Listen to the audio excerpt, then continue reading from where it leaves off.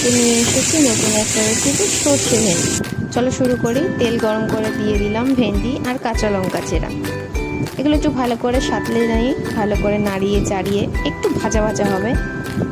তারপর দিয়ে দিলাম লবণ, সামান্য একটু হলুদ। সর্ষের যে কোনো জিনিস এই লবণ হলুদটা সামান্য একটু কম দিতে হয়, কালারটা ভালো আসে। এই যে দেখো কেমন ভাজা ভাজা হয়ে গেছে। এবার দিয়ে দিলাম সর্ষে বাটাটা একটু নাড়িয়ে নিই। তারপরে মিক্সি বাটিটা ধোয়া জলটা দিয়ে দেবো। একটু জল দিয়ে কিছুক্ষণ ঢাকা দিয়ে রাখবো। খুবই সহজ এবং খেতে খুবই টেস্টি হয়। ভেন্ডি ভাজা খাওয়ার থেকে এরকমভাবে খেলে না স্বাদটা আরও বেশি ভালো হয়। এই যে একটু জল শুকিয়ে এসেছে, এবার দিয়ে দেবো চিনিটা একটু পরিমাণ মতো দিতে হবে, যে যেমন পছন্দ করে। একটু মিষ্টি মিষ্টি হলেও ভালো লাগে, একটু নুন